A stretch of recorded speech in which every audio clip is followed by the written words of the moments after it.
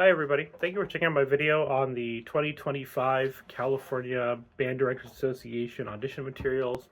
This is for the alto saxophone, which is excerpts from the Creston Sonata, maybe one of the most famous saxophone sonatas ever written.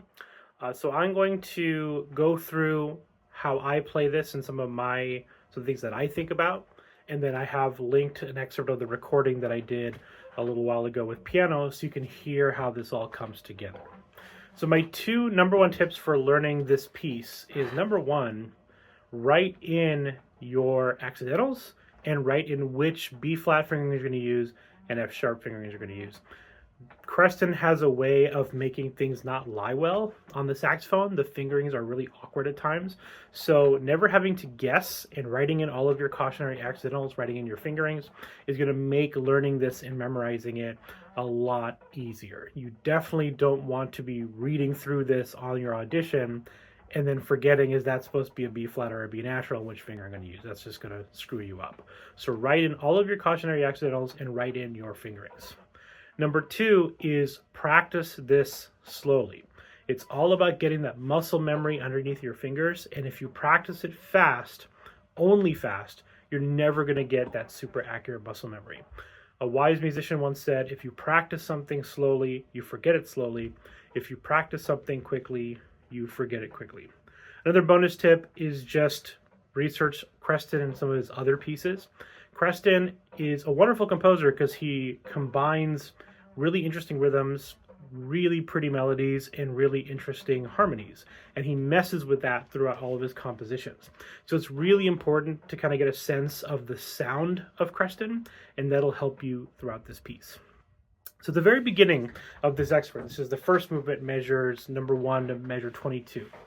This is a big sort of heavy opening. You want the opening to feel really powerful. The piano is playing these really big block chords in between some of your gestures, so you want this to feel really strong. A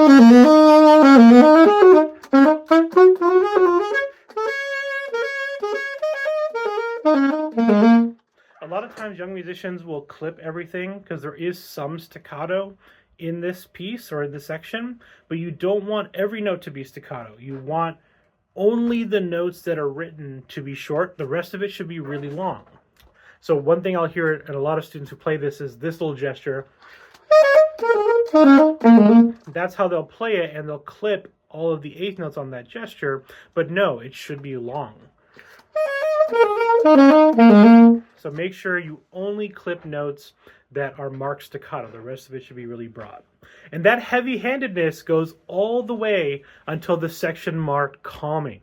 Now, in my opinion, the word calming is marked a measure too late. I think it starts on your 16th notes. And if you listen to the piece with piano, what you'll hear is the saxophone plays your 16th notes, and then the piano echoes you. So the calming is built into those 16th notes. You want the notes to start slowing down and become less aggressive as you trade back and forth with the piano. So when you're practicing this, a really good practice tip is to, in your mind, sing those piano notes and have those notes slow down in your brain so that you can evenly pace out that slowdown.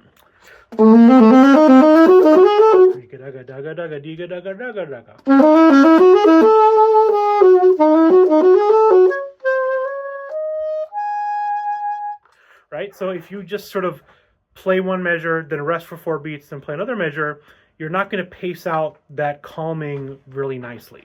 So singing those notes in your head and playing through the calming in your mind's ear is going to help you pace out that crescendo or that calming section very nicely. And then finally, the next section, which is really pretty. So here if you use vibrato, you want to use vibrato here. You want this to sing. It's not aggressive anymore. You've transferred that really aggressiveness and you've transitioned it into this really pretty music.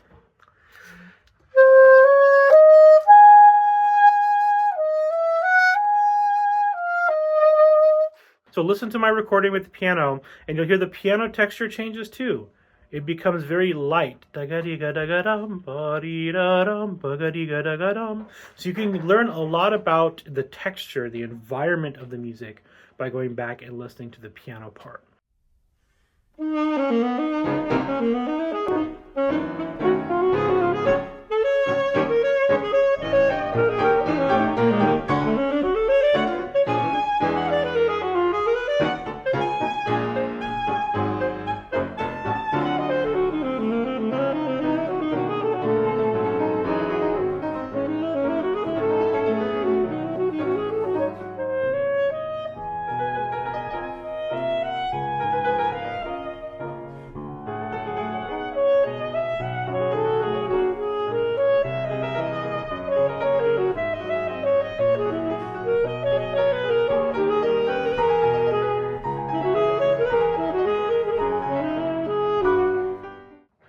In movement 2, it's kind of an odd excerpt. They're putting you right at the end, so you've kind of already done the heavy lifting of this piece. This is just sort of the fade out.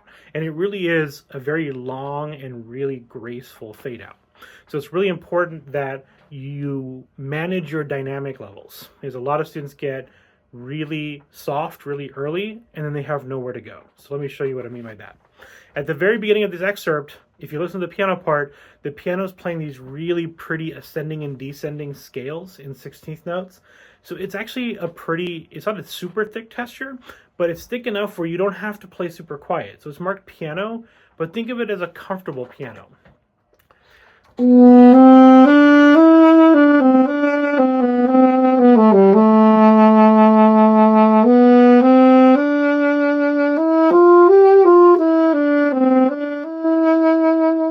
And I like to kind of keep everything really smooth here. When you get to the next section at 40, Creston's bar lines are not super meaningful. So if you play Mozart or Beethoven, phrases begin at the beginning of a bar line and they end at the end of a bar line, right? With Creston, he's actually not writing in 5/4, 2/4, whatever time signature he's writing. He's writing whatever time signature he wants, and he's fitting it into the 5/4 in this case. So you don't have to worry about like where phrases would normally begin at bar lines. In this case, it doesn't. So at measure 40, the end of the phrase is after beat 3. So you can actually take a breath there. And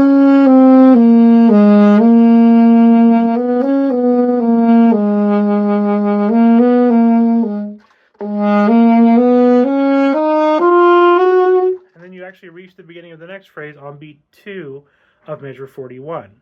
That's okay. That's by design. Now that crescendo into beat 2 of 41 is really important. You're going from piano to mezzo forte. So your fade out, your long fade out to the very last note of the piece starts right here. So it's really important that you pace yourself. I actually wrote in my music, this is mezzo forte, so here's my mezzo piano, so here's my piano, here's my pianissimo, etc. I try to pace it out a certain way. So don't get too soft too early, because the last 3 measures of this piece, we really want to like be graceful with that. So I'm starting at a real mezzo forte here.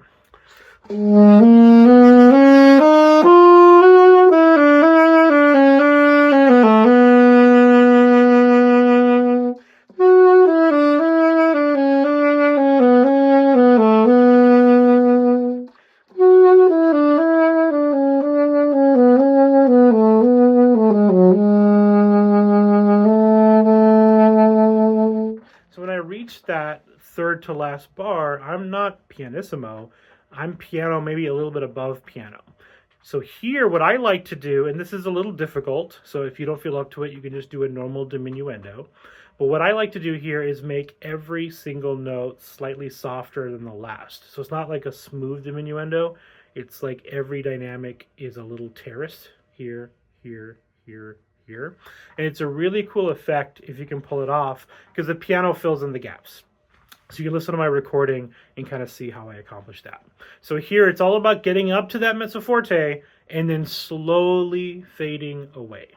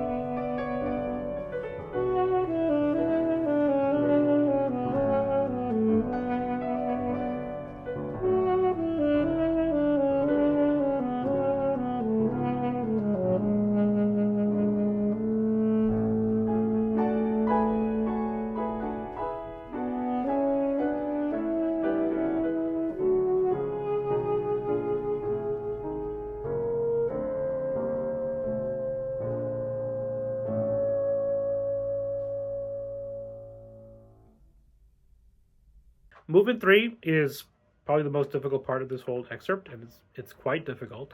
But the thing to think about here is articulation. You have a lot of staccato, you have these mordents, and you have a lot of accents, and you need to actually be heavy-handed with this. I mentioned earlier that Creston doesn't really write in the time signatures he's actually messing with. So this whole piece is in 2/4. It's almost never in 2/4. Like some of the lyrical sections are, but the beginning's actually in 5/8 if you count it properly. So the accents are what's going to make the audience feel those actual bar lines rather than the 2/4 bar lines. So you want this to be very crisp, very exciting, high energy, and you want to hit those accents pretty hard.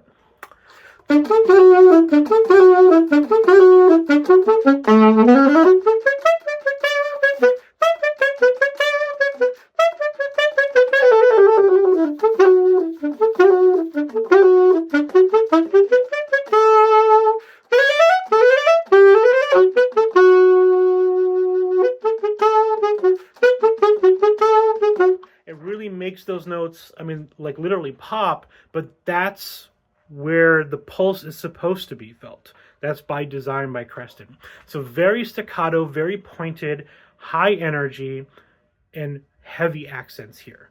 And that goes all the way to the end of the excerpt. The run, just make that really high energy, big crescendo there. It's just a hard run. There's no secret to it. But that's what you want for this excerpt. Very pointed, very high energy, and heavy-handed with your accents.